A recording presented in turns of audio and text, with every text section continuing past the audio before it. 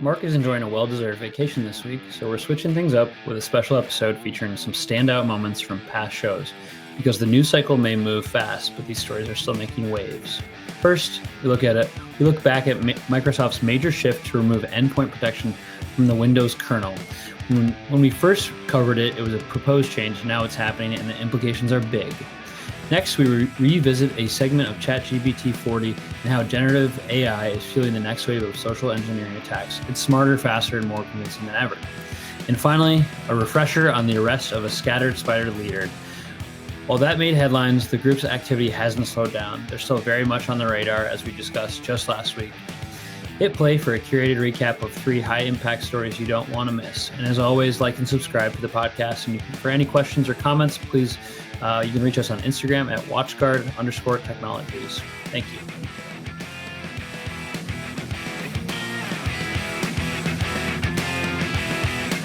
Yeah, the first story today, which is a follow-up from that no good, very bad day back in July when a EDR vendor took out several million Windows endpoints with a software update, unfortunately.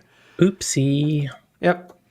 So if you remember back in July, CrowdStrike put out a update that affected or triggered a vulnerability, maybe not a vulnerability, a bug in their kernel module, which caused Windows machines to blue screen in a way that was basically unrecoverable without hands-on keyboard access back to them.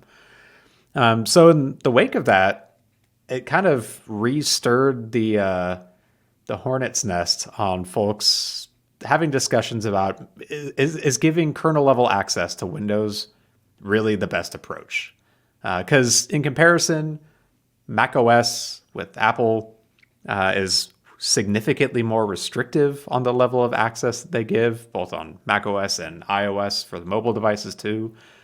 And so it really caused people to step back and have a discussion or thoughts on, is that type of model appropriate for Windows now also? So Microsoft, to their credit, just hosted a summit on September 10th, which they called the Windows Endpoint Security Ecosystem Summit, which they said was to discuss the resilience improvement strategies in the wake of that event back in July. And they just published a blog post a couple of days ago where they went over a few of the main discussion points for the event in the name of transparency. They started out by saying that there was key consensus points that everyone agreed on, that there are benefits to customers and the ecosystem when there are options for Windows and in choices of security products. I think this probably has to go without saying. It also feels like I don't think Microsoft is wanting to get bit by the FTC again, or FCC, Federal Trade, it's FTC, on antitrust by locking down anti-malware on Windows. But it's good that they at least affirmatively acknowledge that, yes, we should have a choice for endpoint protection on Windows. They then said the summit went into a discussion of Microsoft's own safe deployment practices for Defender and Windows themselves. They went through a few examples from them and other vendors on how they handle development, certification, testing, beta, and phased release with rollback controls along the way to try and limit the opportunity for a July-like incident from occurring again. But then the discussion shifted to what is the elephant in the room, which is kernel mode access for third parties. So if you remember from all the discussions we've had on the podcast from this, kernel level access is driver level access above what a typical user would have on a machine, even above what an administrator would have on a system. Historically, endpoint protection tools have had this level of access because malware can potentially get this level of access. And in theory, the only way to detect and prevent that type of activity is to be on the same level as them, to put it simply. But it comes with risks. If there's a bug that causes a crash in a kernel level program or a memory issue in a kernel level program, it has to blue screen the whole machine, because otherwise you could potentially impact the memory of the entire operating system, which would be catastrophic potentially. So some of the things they discussed were basically first off saying both the customers and partners in the ecosystem have called on Microsoft for additional security capabilities outside kernel mode, maybe to remove some of that necessity. And then focus on a few things like performance requirements for tools that interact outside of the kernel mode, anti-tampering protection for security products, security sensor requirements, development and collaboration principles between Microsoft and the ecosystem, and just general secure by design initiatives. And I think a few of these are interesting and important. Like, it would be very easy for Microsoft to say, okay, endpoint malware no longer gets kernel level access, or sorry, endpoint malware protection no longer gets kernel level access. They have to go through our APIs here. But then what if Microsoft gives their own tools like slightly better APIs? Better like access, I can see yeah. why that would be an important thing to discuss. I'm also glad that they're considering, and the ecosystem partners probably brought this to the highlight, things like anti-tampering. I think you and I at the highest generic level are okay with non-kernel level access as long as all security controls have equal APIs to more securely have the access they need to do what they want. But you also have to protect the endpoint product. And might be I bet you that problem will be interesting, because making something of a kernel mode privilege is one of the easiest ways to protect against anti-tampering for things that aren't of that level. So I'm glad they're thinking about that, because malware already is trying to disable security controls, let alone users. So the anti-tampering part is good that it's part of their consideration.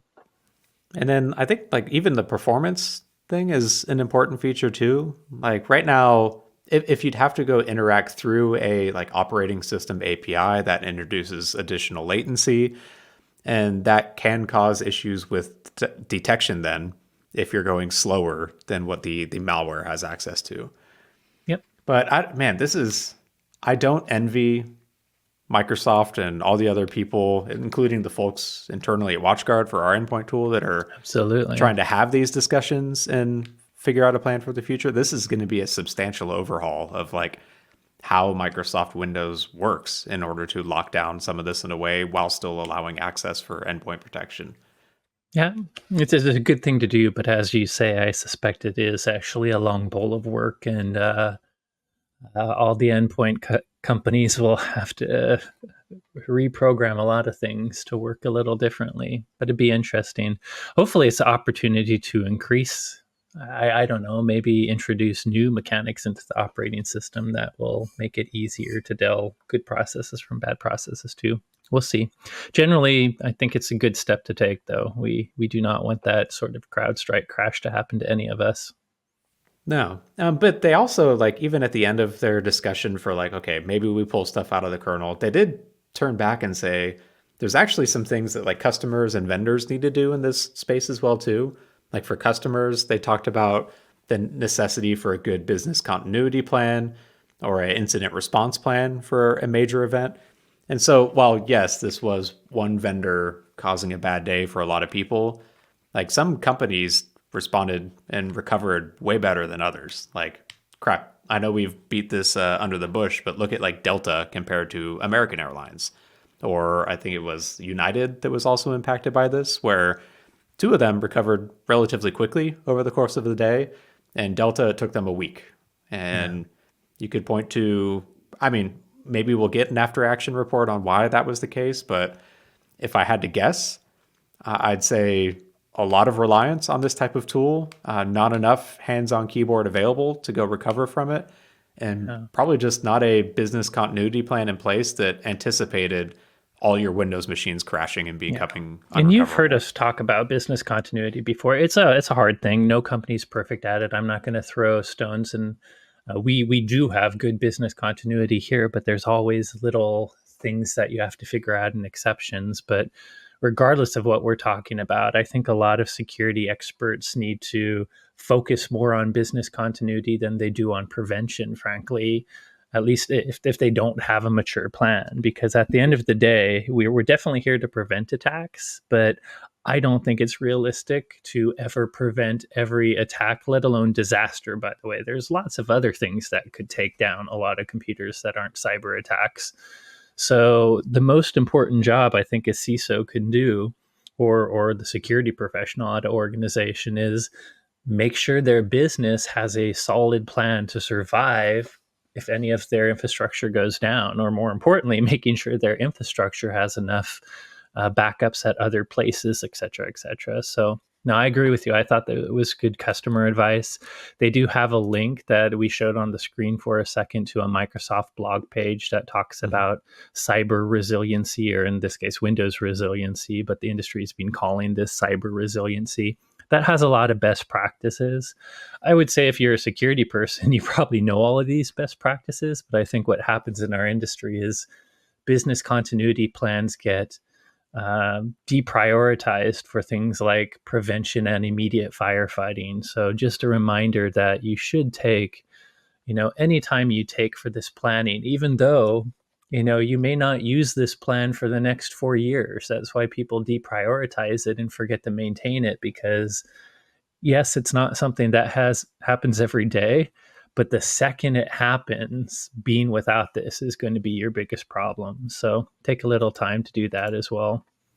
And definitely, yeah, like you said, tabletop exercises are a great way to make sure that your business continuity plan will actually work when it matters too.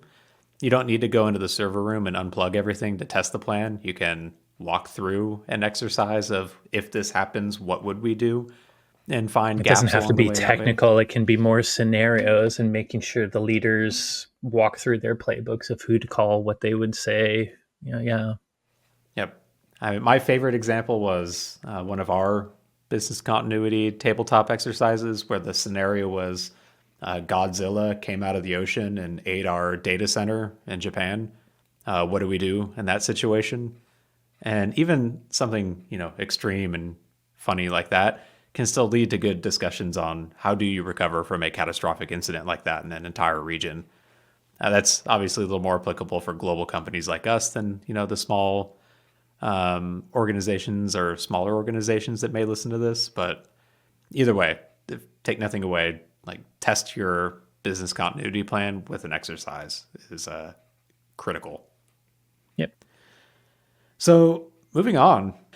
This is actually a pretty fun research article, or I guess white paper I read last week from 3 researchers at UIUC, which I realize I probably should have figured out which university that is, but UIUC, where basically it was a white paper titled Voice-Enabled AI Agents Can Perform Common Scams.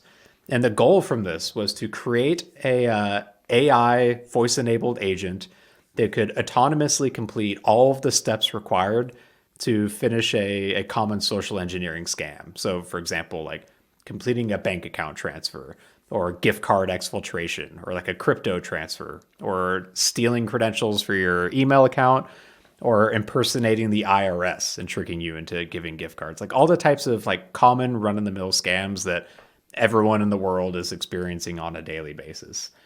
And their goal, it wasn't to automate the actual social engineering component of it, like the tricking someone into doing something. It was to figure out like, okay, if I've already succeeded in tricking someone into like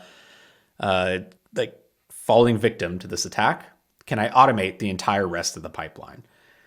So for example, in a banking scam, the scammer would normally need to navigate to the bank website, trick the user into giving them a username and password, entering those credentials into the website, tricking the user into completing MFA, navigating to the transfer page, and then actually transferring the money. So there's a lot of steps that go on as a part of this scam that they wanted to see if AI could potentially automate.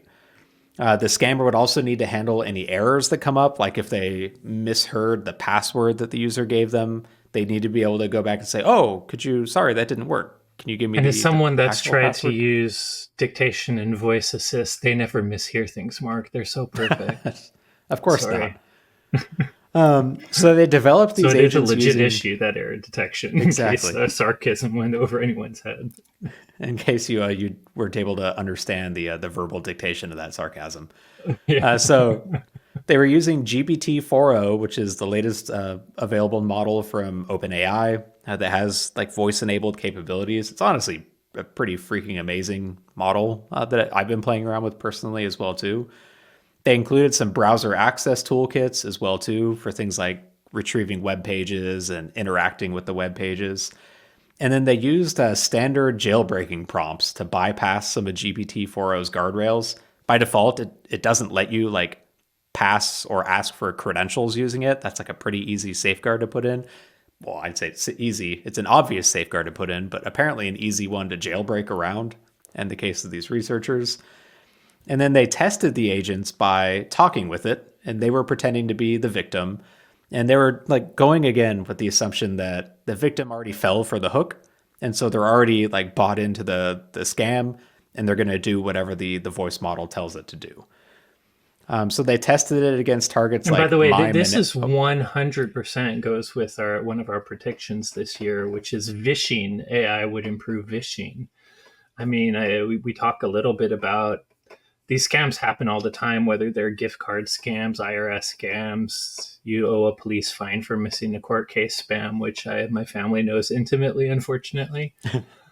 But what always happens is they can make the automated calls super automated, but the second a human picks up, they have to divert to a human call center, which we've seen a lot of India call centers that actually participate in these scams. But that's where all the human capital is and the huge cost of these scams. So one of our predictions was that AI would improve vishing, and this paper, seems to be outlining exactly how you do that. Yep. So they tested it against some websites like MyMonero, Gmail, Instagram, Bank of America, and Google Play, for example. And they considered it a success if the AI agent was able to complete all of the actions required to complete that final action on objective, like stealing the money in most cases. So they tested things like bank transfers, crypto transfers, gift card exfiltration. Their overall success rates ranged from 20 to 60%, depending on the type of scam and its complexity. They averaged around 36%. Some of the more complex scams took around 3 minutes to execute as they handled some of the back and forth and the additional tasks. The most expensive scam was the bank transfer one. It cost about $2.50 in processing power with the AI model. The average was around 75 cents for each one. The highest success... Yeah. Oh, you're getting to it right now. I was going to say right away, you can see the profitable one for bad guys. Yeah. The highest success rate was stealing Gmail credentials with a roughly 60% success rate and actually completing it successfully. The bank transfer was the lowest at 20%, but still with some success. And when it came to the failures there, sometimes it failed like what should be pretty simple actions, like it forgot to put in the recipient once for the bank transfer, and it forgot to put in a transaction date for the bank transfer in another case. But by the way, to put this in perspective, though, the bank transfer still could be the most profitable in that, like, stealing a Gmail account is that's a good thing to have to sell that account to someone's real email, but it doesn't immediately turn into monetization without further hacks. Whereas a bank transfer, if someone has 2 to 20,000 or who knows what people have in some of their bank accounts, who cares if it costs $251 and only happens 20% of the time? If I'm able to immediately transfer $20,000 or maybe right under $10,000 to avoid any sort of government triggers, it's well worth it for the threat actor. It's pretty nuts. And this is honestly, so I've always been thinking about AI being used for the hook, like the actual social engineering portion of it. But they've just proved that, at least with some success rate, you can automate the entire pipeline of not just the hook, but like everything that has to happen afterwards. Unfortunately, I hate you saying entire pipeline because our predictions are coming out, and I kind of had a prediction here. So I guess this is all still research, so this may be supporting material for the prediction we'll still do. But by the way, unrelated, but when you had this research, I just wanted to mention that for the hook part, maybe not the entire pipeline, deepfakes and AI is already being successfully used to do bad stuff. This year, or in the year, a accountant actually transferred 25 million equivalent US dollars because of thinking his chief financial officer, among other employees he both saw and heard on a Teams call or Zoom call, some sort of online call, asked him to do it. Apparently, the story here was it started with a phishing email, and this person in question was actually suspicious of it, but it had a internal Teams meeting link, and there are like 4 different employees from the company who all turned out to be deep fakes. And if you think this is just a one-off, Palo Alto has good research where this has been happening for campaigns, definitely targeting folks like CEOs, news anchors, and government officials using visual audio deepfakes. So, they're getting to the point where the visual and audio of some person you think is good enough to convince you, the hook part you mentioned. And now your research, or the research you're talking about, shows that they can use the same type of multimodal AI to do all the technical side of the pipeline. It's going to make these spear and whale attacks, the ones that actually target us and are really dangerous, way more volumetric and potentially even more successful. So definitely a brave new world. It's super difficult to like come up with a good plan against this too, in like a hybrid or remote working environment. Like it used to be, the guidance would be, you get a suspicious email, call them over Teams or some other mode of communication to make sure it is who they say they are. But in theory, you can't trust that either. Like, do we need everyone to have? Well, maybe you can. And maybe the difference here is you call them versus accept it. You know what I mean? Like we sometimes say, if you think a link might be valid, rather than click on it, visit the website manually. In the getting someone to go to Teams, it was an email where they clicked on someone else's, in this case, a threat actor call. And we know that, depending on your settings, you can get external Teams meetings in your Teams. Mm-hmm. Whereas if just like they say, your bank's never going to call you and try to help you with malware, you will call them. So the fact that they're asking you to join the meeting, maybe I get it that it's claiming to be your CFO, but maybe it's like, hey, wait, I'm going to actually call you back outside your meeting link in some way, even if it is Teams. So I hear you. You're exactly right. It's going to be much harder to validate, but I think the direction of the call is important. And consider that even for internal meeting mechanisms. Don't click on their links. Use the internal mechanism that will get you to the right person, not necessarily one that will open up an external Teams call with people that look like the right people. I'm also picturing a future where we all, in order to validate something like this, have to plug in our YubiKey and hit a button or something in order to prove that we are physically who we say we are.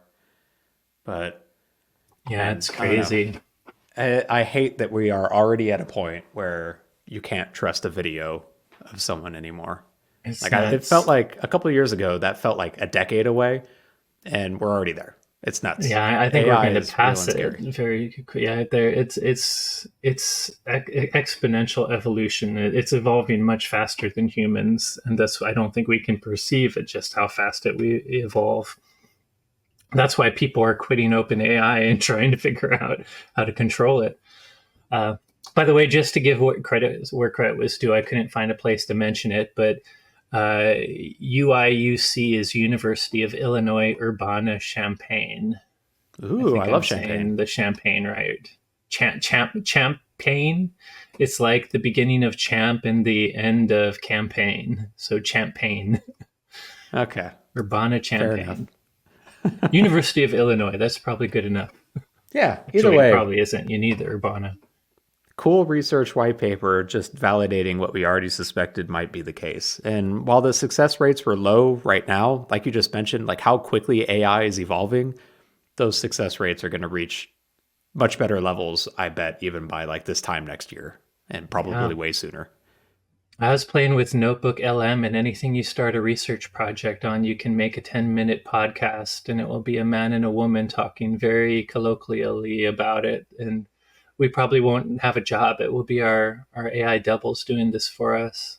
Honestly, if that frees up more time for me, I support that. How does our audience know that this is even real right now? Maybe we're already deepfaking everything. We could be using it now. Mark already showed you his deepfake message of my voice a while back. and you all wouldn't even know. Man, scary. That's a challenge for you all. Everyone that's listening, your task now is to send us a message on, what is it, Instagram, WatchGuard_technologies, when you detect the first episode that we have totally faked from start to finish. That should be our challenge too. We'll promise to release one of those sometime in 2025. So moving on then, the second story, this is one that I've been yelled at by some of our UK sales team and our partners for not discussing yet. And I think there's been enough like updates on this news story that there's actually some interesting things to pick out of it. So back in April, the major British retailer Marks and Spencer paused online orders up until like today, or like at least this week. So like 2 months basically after suffering a apparent ransomware attack.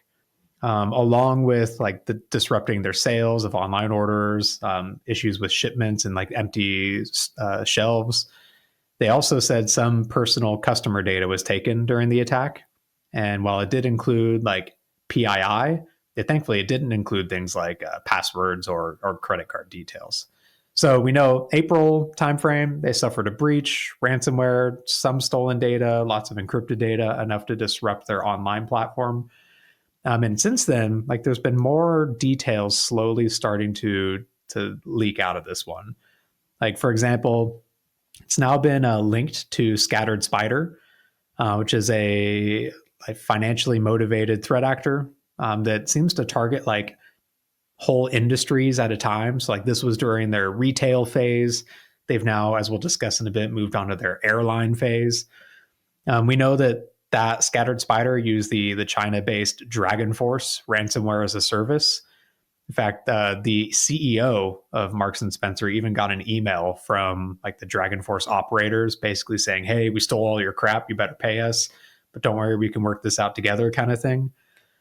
Early on, Marks and Spencer said that this incident was caused by a unnamed third party. Very quickly, that unnamed third party was unofficially reported as Tata Consultants Service, or TCS, which is the absolutely massive managed service provider and managed IT provider for many big organizations globally. Funny enough, so that ransom note effectively that Marks and Spencer's CEO got was actually sent from a TCS employee from at least one of their compromised accounts.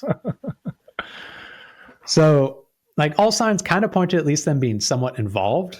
The original like reports were they were potentially the cause, but TCS just put out a statement this last week after a month-long investigation where they said, and I'm going to quote this specifically because I think there's some omission in here potentially. They said, "No TCS systems or users were compromised, and none of our other customers are impacted by this specific incident." Now, on the face of it, that sounds like a "we weren't involved" statement. But there was a anonymous Reddit post that you have to take with a grain of salt. It was on r/cybersecurity just like a week or so ago. But they claim to be involved, like they're an M&S employee involved in the investigation. And they claim basically that statement is like a lie by omission in it, where they claim that it's true that TCS's own systems were not compromised, but that Scattered Spider specifically targeted TCS because of what they said were systemic weaknesses in their service desk operations, with things like poor training, no verification for caller identity, no adherence to basic security protocols, even when asked by the client, and a lack of oversight and quality assurance. So that's kind of implying that even if TCS's systems weren't breached, if a service desk person actually gives away a credential, or more specifically gives a reset mechanism to an external person that's not properly validated, that could give a credential to another company, in this case, Marks and Spencer. So there's plenty of ways a third-party organization can be part of a digital supply chain attack without actually having their infrastructure or products compromised. It's the service was compromised. The story they're painting here is, so TCS runs effectively the IT service desk for Marks and Spencer. And Scattered Spider called them up numerous times. In fact, they said they got 4 of the call recordings from TCS on this. Oh, wow. And in 3 of the call recordings, they say the service desk reset the password and re-enrolled MFA with like 0 resistance. The caller just gave a name. There was no validation or callback or anything else. They just went ahead and reset their password and re-enrolled their new MFA authenticator. On the 4th one that they had a call recording for, the attacker requested access to a privileged group. TCS, to their credit, did ask for a MNS employee ID, but the ID that the attacker gave did not match the company's format even, and the access to the group was granted anyway. What? And they said that, yeah. What? Yeah. How can you get a wrong thing and then say, okay, I'm still going to do this? That It's should have like, been a huge. I mean, I know we're talking about internal whistleblowers, so we have to be somewhat skeptical. But if that is true, yes. my goodness. It implies they either had no way of validating the employee ID, or they validated it, said that's wrong, and said, screw it, and decided to do it anyway. So Ouch. this unnamed or this anonymous whistleblower, which again, this is all like hearsay. They also said that there were at least 100 known other recordings of similar social engineering against TCS. And when they asked for those recordings, TCS came back and said, oh, they've been deleted. Sorry. So it looks like that is the potential intrusion point. And I mentioned earlier that like Scattered Spider, how they operate, they go after an entire industry and people in the industry all at once. At around the same time, they also targeted Co-op and Harrods, 2 other UK retailers, both of which are also TCS customers. Just this last week, the US put out an alert for US airlines being targeted, specifically mentioning Hawaiian Airlines and Alaska Airlines, which are now merged. They are also TCS customers. So there's a lot of smoke, at least here, even if there isn't any direct like statement of guilt or direct evidence to it. Ton of smoke is going to come out. Maybe this is my bias, but it absolutely is my bias, but I could understand why this would be the case, where a like outsourced service desk in this case could be more prone to social engineering if they are not properly trained on how to do it. So, but I mean, we can extrapolate, like TCS is the extreme of managed service providers. Like they do it for massive companies at huge scales. But like similar attacks, like they probably are being sent to just normal MSPs, like the folks that listen to this podcast too. Like this is something that you absolutely need to be aware of. We've said it before, MSPs are a huge target. I mean, I think it was 3 years ago now, right, Mark? But there were a number of small US-based MSPs that have been targeted specifically with ransomware.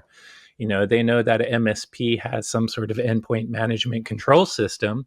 And if they can get a MSP's credential and log into that, they not only can turn off security, they can actually use the endpoint security control system to pass and execute executables on computers, which they did with a number of, like, none of these were the fault of, say, WebRoot, but they got access to a WebRoot administrative control. So we've talked many times about MSPs wanting to allow their analysts to do remote management. But if you just expose something online and you don't have MFA on a credential and you don't have good enough security practices that your employees' credentials leak, you become a huge target because they know that an MSP touches a small MSP, at least tens of customers, but potentially hundreds, and let alone the amount of endpoints behind those customers. So we've known MSPs are a target.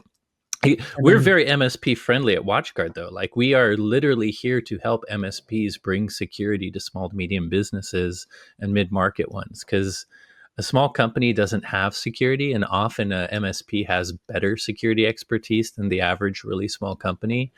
But just as an MSP, you're kind of like the same as us as a security vendor. We're a target, me and Mark's company, as security vendors. So you definitely need to up your game because bad guys are going to go after you.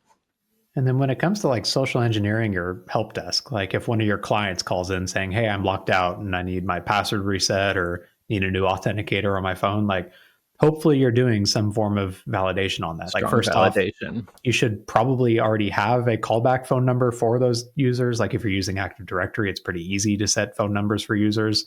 That's a good tip. First step is hang up and call them back. Second step, would be validate something that only they should know. So like maybe another record stored in like an HR system or something like that, or maybe like an asset tag or something that they physically have in their possession. Because I mean, I would not trust even like a video call at this point of someone calling in saying, "Hey, it's me, Corey. I need to reset my password." Like even that can be spoofed. Thank you, AI and deepfakes. I have a question for you, Mark, and this is purely for fun, and this is where we can let our bias out. What do you think about the internal employee whistleblowing? Let me set it up by saying you and I actually believe in transparency. Like, we think if there's a vulnerability or a breach to even our company, we would like to share as much information as we can. Now, there are investigatory and legal reasons that businesses, even the ones that want transparency, have to be careful of what they share. But our goal is, like, if a customer is affected, we want to let them know. And I think you and I believe, even if it's a breach, being able to share some detail about what happened and how you could rectify it is a benefit to the entire community. So we do believe in this information getting out. And we don't believe in, unless there's really strong legal reasons for omissions, which there sometimes are with investigations, we tend to not like omissions. But on the flip side, it's technically against like an internal employee doing that is probably breaking NDA and doing things. So any thought? I suspect, like I think you do, that this whistleblower may be telling the truth. But any thoughts on if that's a malicious action? That's kind of gray hat, hard to guess. Like, you have to know what do you think about the whistleblower? It is nuanced. So if we assume that they are correct, like that, or that they're telling the truth, then I think that like TCS's public statement trying to make it look like they weren't the cause of this by like a carefully worded, none of our systems were affected. I think that is where like the line gets drawn to like call them out on their BS. Especially with what you just said, like this started with MS, but now we're starting to see many other organizations that are not the same company, but have the connection via TCS. So in some ways you could say, by TCS hiding details, it might make other corporations that use them not know it. So, now that we're learning, go ahead. I'm not willing to say like every single like similar incident someone should like blow the whistle, because there's gray area, there's nuance to this. Like, absolutely, like you mentioned, if there's an active investigation and like the information you put out there could impact the ability to like have longer term impacts on the threat actor doing it or bringing him to justice or whatever, like that is a situation where I would not support. By the way, like and Mark doesn't just bring that up randomly. We've talked about Cyclops Blink before, where we were working with organizations like the NCSC and the FBI, and there were things we were asked not to do specifically to help catch these folks and not spook them. Yeah. Like if someone internally at WatchGuard at that point had been, "Hey, did you hear about what's going on?" Like, it would have totally screwed our ability to just successfully dismantle the botnet. Yeah. But in this case, like what pushes it over the edge for me is if we assume it's true, the misleading statement that came from TCS. But that is still a big, assuming a anonymous user on Reddit is telling the truth, which is a pretty big leap in some cases.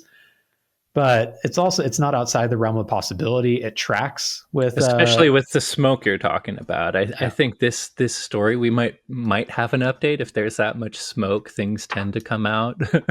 We'll find out, I guess. But yeah, like I'm with you on don't trust everything you read online, especially on Reddit, even though it is a cool resource too. But yeah, this one feels like I'm more willing to accept this as truth adjacent, at least for now, especially with the detail you mentioned was in there. And I think like my big takeaway from this is like, as a service provider, your job is to provide value to that client and not to introduce like risks or weak points for them. And so many of the folks currently listening right now probably offer this sort of service where they are the IT help desk for smaller organizations, which means you are the ones responsible for securing those interactions too, and making sure you've got the processes in place to make sure you can't get socially engineered into giving up the keys to the kingdom to another organization. And I'd like to think the folks listening right now probably already have that and probably preach into the choir. But that is, I think, critical I as a absolutely way for agree. this. I think what's more critical is when you see things like this, or if something like this happens to you, actually doing something about it and being like caring about, like, not just sweeping it under the rug, but taking care of it. Because I will add to the only statement I wanted to add, Mark, is we're humans, MSPs, even ones with security expertise. You're going to make mistakes. You're going to have vulnerabilities in your strategy of securing different things, software if you have it. We at WatchGuard are human, and we have had vulnerabilities. So uh, it's not every MSP probably might find a weak point at some point, but care enough to fix it quickly. And I know you're running a business and don't want to hurt your business, but I actually think if you do something that is disingenuous when something like this happens, which TCS may or may not be doing, we'll find out. Uh, you're going to lose more business than if you're just transparent about it and then talk about all the steps you're doing to change the situation. We didn't have the proper service desk validation in this one case. We saw one of our users not pay enough attention to an ID that was given. We've taken corrective actions. Here's the things we did. I bet you even if TCS was part of the vector, their customers would even appreciate that. But I get it's a nuanced situation. So I agree It with is you.